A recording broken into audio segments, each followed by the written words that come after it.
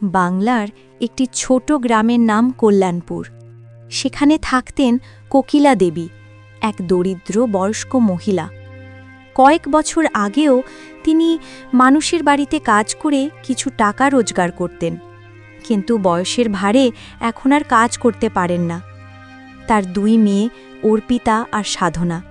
অর্পিতা সেলাইয়ের কাজ করে আর সাধনা ছোট বাচ্চাদের টিউশন পড়িয়ে সংসার চালায়। একদিন সাধনা বলল, মা, তোমাকে তো বলেছিলাম আমার ওষুধ শেষ হয়ে গেছে, আজ ফেরার পথে নিয়ে আসবে। মা, মাসের শেষে একটাও পাকা থাকে না, দুদিন পরপরই ওষুধের খরচ, সব সামলাতে সামলাতে আর পারি না। নিজে কিছু করতে পারি না, তাই তোমাদের উপরই ভরসা রাখতে হয়। প্রতিবার বলতে ভালো লাগে না। সবসময় আমাকেই কেন বলো? কখনো অর্পিতাকে বললে না? সেও তো সেলাই করে ভালোই আয় করে। কিছুদিন আগে তার কাছ থেকেই টাকা নিয়েছিলাম, এখন আবার বলতে লজ্জা লাগে। ও, অর্পিতাকে বললে তোমার লজ্জা লাগে, আর আমাকে বললে লজ্জা লাগে না? তোমাকে বলতে আমার দ্বিধা হয় না, সত্যি বলতে আর সহ্য হয় না। কবে এই বোঝা থেকে মুক্তি পাবো কে জানে। আমার জন্যই তোমরা এত কষ্ট করছো। আর টাকা দিতে পারবো না।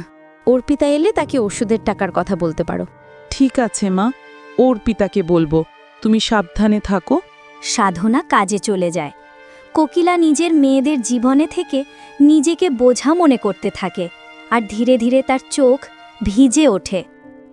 এদিকে অর্পিতা পাশের বাড়িতে সেলাই করা কাপড় দিয়ে পাওনা টাকা নিয়ে ঘরের দিকে ফিরছিল।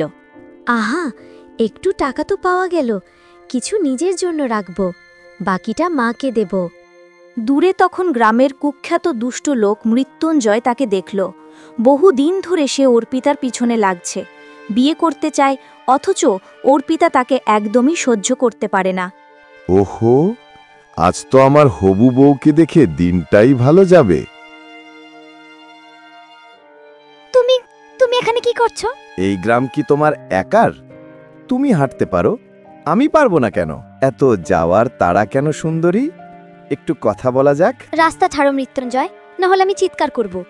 রাস্তা ছাড়ো মৃত্যুঞ্জয়, না হলে আমি চিৎকার করব? আরে রাগের কি আছে? হবু বউয়ের সাথে একটু কথা বলতেই তো এসেছি। কতবার বলেছি তোমাকে আমি ঘৃণা করি, তোমাকে কখনো বিয়ে করব না। ভালোবাসো বা না বাসো, বিয়ে তুমি আমাকেই করবে। তোমার ডলি আমিই তুলব। আমি মরব, কিন্তু তোমাকে বিয়ে করব না। অর্পিতা কাঁদতে কাঁদতে দৌড়ে চলে গেল। মৃত্যুঞ্জয় পেছন থেকে জোরে হেসে উঠল। অর্পিতা কাঁদতে কাঁদতে বাড়ি ফিরল। তাকে দেখে কোকিলা ভয় পেয়ে বললেন, কি হয়েছে মা?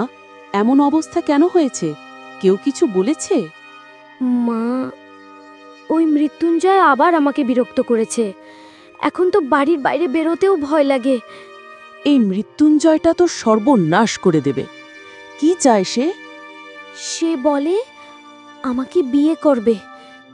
মা, আমি মরে যাব, কিন্তু তাকে বিয়ে করব না। কোকিলা মেয়েকে বুকে টেনে নিয়ে বললেন, যতদিন আমি বেঁচে আছি তার সেই নোংরা মনোভাব সফল হতে দেব না। খুব শিগগিরই তোমাদের দুজনের জন্য ভালো ছেলে দেখে বিয়ে দেব। তারপর থেকে কোকিলা দুই মেয়ের ভবিষ্যৎ নিশ্চিন্ত করতে ভালো পাত্র খোঁজা শুরু করলেন। এদিকে রাজশাহী শহরের বিখ্যাত কাপড় ব্যবসায়ী বিশ্বজিৎ সেন তার দুই ছেলে ঋত্বিক এবং অরিন্দমের জন্য ভালো মেয়ে খুঁজছিলেন। ঠিক তখনই তাদের কাছে অর্পিতা ও সাধনার ছবি পৌঁছে গেল। বিশ্বজিৎ সেন বললেন, দেখো, এরা অর্পিতা আর সাধনা, দুই বোন, খুব ভালো পরিবার। ঋত্বিক ছবিতে অর্পিতাকে দেখেই পছন্দ করে ফেলল। অর্পিতা বয়সে ছোট, তাই ওকে অরিন্দমের জন্য ভেবেছিলাম, কিন্তু তুমি যদি অর্পিতাকে চাও তবে অরিন্দমের সাথে সাধনার কথাই ভাবব। কোনো সমস্যা আছে তোমার? না বাবা, আপনি যে ঠিক করবেন সেটাই আমার কাছে ঠিক। কল্যাণপুর গ্রামের ধনী ব্যবসায়ী বিশ্বজিৎ সেনের দুটি ছেলে ঋত্বিক ও অরিন্দম। সব ঠিক আছে, তাহলে আমি কোকিলা দেবী ও তার মেয়েদের বাড়িতে ডেকে নেব, সামনে সব কথা বলবো, ঠিক আছে? দেখো, আমি তোমাদের জন্য কিছু ছবি এনেছি, ঋত্বিক আর অরিন্দম। বলো তো, তোমাদের কি মনে হয় এরা কেমন ছেলে? মা, বড় ছেলের নাম ঋত্বিক আর ছোট ছেলের নাম অরিন্দম। দুজনেই বাবার ব্যবসা সামলায়। মা, তুমি যা ঠিক করবে তাই ঠিক। অরিন্দম দেখতে ভালোই তো, আমার সঙ্গে মানাবে, আর যদি তোমার ভালো লাগে তবে দিদার সঙ্গে ঋত্বিক দাদাকে মানাবে। না মা, অর্পিতার বিয়ে হবে ঋত্বিকের সঙ্গেই। কিন্তু কেন মা? আমি তো বড়, আমারই তো বড় ছেলের সাথে বিয়ে হওয়া উচিত। বিশ্বজিৎ বাবুও তো প্রথমে তাই ভেবেছিলেন, কিন্তু ঋত্বিক তোমার ছবিটা দেখেই অর্পিতাকে পছন্দ করে ফেলেছে, আর তোমার জন্য অরিন্দমকে ঠিক করা হয়েছে। এই কেমন কথা? আমি বড়, তাই আমারই বড় ছেলেকে পাওয়া উচিত। মা, তুমি কেন না ঋত্বিকের সঙ্গে আমার বিয়ের কথা বলো? দিদি, আমি অরিন্দমের সঙ্গেও ঠিক ছিলাম, তুমি বললে আমি সরে যাব। না মা, এমন করলে সম্পর্কটাই ভেঙে যাবে। ঋত্বিক অর্পিতাকেই চায়। শৈশব থেকে অর্পিতা সব কিছুই পেয়ে যায়, এবার আমার পছন্দের ছেলেটাও তাকে পেয়ে গেল। সে আমার বোন নয়, সে আমার দুর্ভাগ্য। শেষ পর্যন্ত ঠিক হলো অর্পিতা ঋত্বিক এবং সাধনা অরিন্দম দুটো বিয়েই পাকা। কিন্তু সাধনার মনে আগুন জ্বলতেই দলল। সে ঠিক করল অর্পিতাকে সুখে থাকতে দেবে না। গ্রামের গুন্ডা মৃত্যুঞ্জয় যখন শুনল অর্পিতার বিয়ে ঋত্বিকের সঙ্গে ঠিক হয়েছে, সে রাগে উন্মত্ত হয়ে গেল। সে সরাসরি কোকিলার বাড়িতে গিয়ে ভাঙচুর শুরু করে দিল। এভাবে কি হতে পারে? এবার দেখব আমি। এই কি করছে? থামো। বছর ধরে বলে আসছি অর্পিতাকে বিয়ে করব, আর তুমি না বলে অন্যের সঙ্গে বিয়ে ঠিক করে দিলে। অর্পিতা তোমাকে ভয় পায়, সে তোমাকে চায় না, কতবার বলেছে। সে কি চায় না চায় তাতে আমার কিচ্ছু যায় আসে না। সে আমাকে বিয়েই করবে, আর না করলে অন্য কাউকে তো করতেই দেব না। আমি আমার মেয়েকে তোমার মতো লোককে কখনোই দেব না। এক্ষুনি বেরিয়ে যাও। যাকে খুশি ডাকো, আমি এখান থেকে সরব না। দেখি কারা তো সাহস। তখন কোকিলা ঘরের ভেতর ছুটে গিয়ে একটি ধারালো ছুরি নিয়ে বেরিয়ে এলেন। তার চোখ লাল, গলায় যেন বজ্রের গর্জন। মৃত্যুঞ্জয় মুহূর্তে ভয় পেয়ে পিছিয়ে গেল। কোকিলার চিৎকারে আশেপাশের গ্রামবাসীরা দৌড়ে এসে জড়ো হয়ে গেল। মৃত্যুঞ্জয় পালিয়ে গেল। দেখতে দেখতে বিয়ের দিন ঘনিয়ে এলো। অর্পিতা ও সাধনা দুজনে সাজগোজ করে বসে আছে। বিশ্বজিৎ সেন কোকিলাকে ডেকে বললেন, এসো কোকিলা দেবী, এগুলো কিছু গয়না, ঋত্বিকের মায়ের গয়না। তার শেষ ইচ্ছা ছিল এগুলো দুই বৌমার মধ্যে ভাগ করে দিতে। তুমি এখন গিয়ে অর্পিতার সাধনার হাতে তুলে দাও। এই কি মা? অর্পিতাকে এত বড় হার আর এত দামি ঝুমকো দিলে, আর আমার ভাগে দিলে পুরনো গলার চেন? মা, দুজনেরই সমানই তো দিলাম। তোমারটা একটু হালকা হলেও নকশা ভালো। এমন রাগ করছো কেন? সমান দিলেন? চোখে কি দেখে বুঝলেন? সবসময় অর্পিতাই বেশি পায়, আর আমি সবসময় কম। শান্ত হ, কেউ শুনে ফেলবে। অর্পিতা বড় বউ, তাই একটু বেশি দেওয়া হলো। তুমিও তো পেয়েছ। দিদি, তুমি চাইলে আমার হারটা নাও, আমি ছোটটাই পরব। চুপ, কেউ দেখে ফেললে বিপদ হবে। যা দেওয়া হয়েছে তাই নাও। এই ঘটনার পরে অর্পিতা বড় বউ হওয়ায় বেশি সম্মান, আদর ও গুরুত্ব পেতে লাগল। এতে সাধনা ভিতরে ভিতরে পুড়তে লাগল। অর্পিতা ও ঋত্বিক সুখে সংসার করতে লাগল। এক রাতে ঋত্বিক জিজ্ঞেস করল, তুমি কত দূর পর্যন্ত পড়াশোনা করেছো? বাড়ির দায়িত্ব ছিল, ঠিকমতো পড়াশোনা হয়নি। পরে সেলাই শিখে টাকা রোজগার করতাম, মাকে সাহায্য করতে। যদি আবার পড়ার সুযোগ পাওয়া যায়? মন থেকে চাই, কিন্তু এখন আর সে সুযোগ কোথায়? আমি সিদ্ধান্ত নিয়েছি তুমি আবার পড়াশোনা শুরু করবে। তোমার পরিচয় শুধু আমার স্ত্রী হওয়ার মধ্যে সীমাবদ্ধ থাকবে না। সত্যি? আমি আবার পড়তে পারবো? অবশ্যই, পড়ার কোনো বয়স নেই। কালই তোমার ভর্তি করানোর জন্য স্কুলে যাব। অর্পিতার মনে নতুন স্বপ্ন জাগল। অন্যদিকে অরিন্দম অত্যন্ত ভালো স্বভাবের হলেও সাধনা কখনোই খুশি থাকত না। সে চেঁচিয়ে বলল, এই বাড়িতে থাকা যায় না, শান্তি নেই, আরাম নেই। কি হলো? কেন এত রেগে আছো? দিনভর আমি খাটি, তুমি শুধু বই নিয়ে বসে থাকো। তোমার সঙ্গে বিয়ে করে আমি কোনো সুখ পাইনি। কে কি বলেছে আমাকে বলো। তুমি কিছু করবে? তুমি তো কাপুরুষ। আমি চুপ থাকি বলে আমাকে অপমান করবে? কেন এমন বলছো? তাহলে গিয়ে তোমার দাদা আর বৌদিকে বলো, ওদের সঙ্গে লাগো। শুধু আমাকেই চেঁচাও কেন? আমি ওদের সাথে লাগতে যাব কেন? কারণ পিতাজি সব দায়িত্ব ঋত্বিককে দেয়।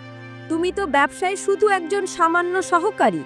যেখানে তোমার সম্মান নেই, সেখানে আমার কি সম্মান থাকবে? সাধনার কথা অরিন্দমের হৃদয়ে বিষ ঢেলে দিল। সে তার নিজের দাদা আর বাবার প্রতিও রাগ অনুভব করতে লাগলো। আমি তো ভেবেছিলাম তুমি নাস্তা নিয়ে এসেছো। যাক, আর সময় নেই, দেরি হয়ে গেছে, আমি চললাম। আমি নাস্তা বানাতে পারতাম, কিন্তু রান্নাঘরে ঢুকতেই আমাকে অপমান সহ্য করতে হলো। কি? তোমাকে অপমান করলো কে? এত সাহস হলো কে? কেউ না, থাক, তোমার তো দেরি হচ্ছে, তোমাকে বারান্দা পর্যন্ত দিয়ে আসি। না আস্থা, কথা ঘোরাবে না। পরিষ্কার করে বলো, কে তোমাকে অপমান করলো? আমি থাকতে কে এমন সাহস দেখাবে? কিছু বিশেষ না, আমি নাস্তা গনাতে গিয়েছিলাম, তখন ঠাকুরদা চিৎকার করে বললেন, এখন থেকে তার নাস্তা আগে তৈরি হবে। বললেন রান্নাঘর কারো একার নয়। কি? আনন্দদা এ কথা বলেছে? আস্থা, তুমি সত্যি বলছো? ও তো কখনো এমন কথা বলে না। আমিও তাই ভেবেছিলাম। প্রথমবার এমন রাগে আমাকে বলল, জানি না কি হয়েছে। অরিন্দম কাজে বের হয়ে যায় জয়পুরে। আস্থা মনে মনে আনন্দের আচরণ ভাবতে থাকে, মন খারাপ হয়। বিশ্বজিৎ 10 বিঘা জমি কেনে এবং মালিকানা ঋত্বিকের নামে করে দেয়। এই খবর পেতেই সাধনা অরিন্দমকে জানায়, বাবা, ছোটবেলা থেকে আপনি যা বলেছেন তাই করেছি, কখনো বিরোধ করিনি, কিন্তু আজ আমার সঙ্গে এমন করবেন ভাবিনি। কি বলছো? আমি কি করলাম? আপনি সব সময় দাদাকেই বেশি মান দিয়েছেন। বিয়েতে তার পছন্দ, খাবারে তার পছন্দ, পড়াশোনায় তার মত। আমি কোথায়? আমার তো কিছুই গুরুত্ব নেই। এসব কি বলছো আনন্দ? তোমরা দুজন আমার চোখে সমান। না, সব কথা মিথ্যে নয়। ব্যবসার বড় সিদ্ধান্তে দাদার মত চলে। দাদাকে পাঠান আর আমাকে সাধারণ সহকারী করে রেখেছেন। কারণ প্রণব তোমার থেকে বড় আর বুঝদার। ও বড় বলে সব সুবিধা পাবে? আপনি 10 বিঘা জমি তার নামে করলেন, আমাকে কি দিলেন? একদম যথেষ্ট, বাজে কথা বন্ধ করো। আমাকেও জমি চাই, আলাদা বাড়ি চাই, আর আমার স্ত্রীর জন্য আলাদা রান্নাঘর চাই, না হলে এই বাড়ি জ্বালিয়ে দেব। বিশ্বজিৎ হতবাক হয়ে যায়। এমন ছেলে সে কখনো দেখেনি। কয়েকদিন পর রাতে বিশ্বজিৎ 2টি কাগজ নিয়ে ঋত্বিকের কাছে আসে। আপা, এত রাতে জেগে আছেন? সব ঠিক আছে তো? সারা জীবন তোমাকে দায়িত্ব দিয়েছি, আজ শেষ দায়িত্ব দিচ্ছি, আশা করি এটাও পালন করবে। পাপা, বলুন, আমি আছি তো। তোমার মা চলে যাবার পর চেষ্টা করেছি তোমাদের দুজনকে সুখ দিতে, হয়তো পুরোপুরি পারিনি। পাপা, আপনি না থাকলে আমরা আজ কোথায় থাকতাম? আপনিই আমাদের সব। তুমি খুশি, কিন্তু তোমার ভাই নয়, সেভাবে আমি তাকে গুরুত্ব দিই না। এগুলোতে আমার সমস্ত জমি তোমাদের দুজনের নামে সমান ভাগে লেখা আছে। যদি আমি না থাকি, তুমি আনন্দকে তার অংশ ভালোভাবে দিয়ে দেবে, বুঝলে? পাপা, আপনি থাকেন, আপনিই বুঝিয়ে দিন। না, সে রাগে আছে, দায়িত্ব তোমাকে দিলাম। সেদিন রাতেই নিদ্রার মধ্যে বিশ্বজিৎ মারা যায়। ঋত্বিক ভেঙে পড়ে, কিন্তু অরিন্দম ও সাধনার চোখে তেমন দুঃখ দেখা যায় না। সাধনা অরিন্দমকে উস্কাতে থাকে, এখন সময় এসেছে, তোমার ভাগ্যই ঠিক করবে। ঋত্বিককে দেখেছ কতটা দুঃখে আছে, আমরা চাইলে তার সুখ ছিনিয়ে নিতে পারি। দেখলে তো, যেটা ভয় পাচ্ছিলাম সেটাই হলো। সব দাদা নিয়ে নিল, আমরা দাসের মতো থাকব। বিশ্বাস হচ্ছে না পাপা এমন করতে পারে। তুমি কি সত্যি তার ছেলে? কোনো বাবা এমন করে? চুপ করো। এখন দাদা রাজ করবে আর আমরা দেখব। অর্পিতার রান্নাঘর দখল করে নেবে, তোমাকে অপমান করবে। ভালো হলো পাপা মরে গেছে, না হলে আমিই মেরে দিতাম। দূর থেকে লুকিয়ে দাঁড়িয়ে ঋত্বিক সব শুনে ফেলে। তার অন্তর ঘৃণায় ভরে ওঠে। 1 মাস পর ঋত্বিক অর্পিতা এবং কোকিলাকে নিয়ে নদীর ধারে আসে। অরিন্দম ও সাধনাকে ডেকে পাঠায়। দুপুরে নদীর ধারে কেন ডাকলে? আজ সব হিসাব পরিষ্কার হবে। হিসাব কিসের? পাপা মারা যাওয়ার আগে আমাকে কিছু দায়িত্ব দিয়ে গেছেন, আজ তা পালন করছি। পাপা তো সব দায়িত্ব সবসময় তোমাকেই দিত, নতুন কি? আজ তোমার ভুল ধারণা ভাঙবে, এই নোংরা জেদও দূর হবে। এই দেখো, মোট 20 বিঘা জমি, 10 তোমার 10 আমার, বাড়িও সমান ভাগে বন্টন করা। মানে আমি এতদিন যা ভেবেছি সব ভুল?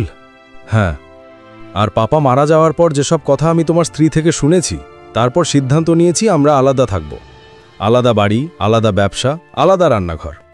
এইটাই তোমার রান্নাঘর, এখানেই তোমরা নিজের মতো রান্না করবে, ঝগড়া আর হবে না। দাদা, শ্রদ্ধার কথায় ভুল করেছি, তোমায় ভুল বুঝেছি। মনে হতো আপনি আর পাপা আমাকে অবহেলা করেন, সেই ভুল ধারণা থেকেই এত অন্যায় করেছি।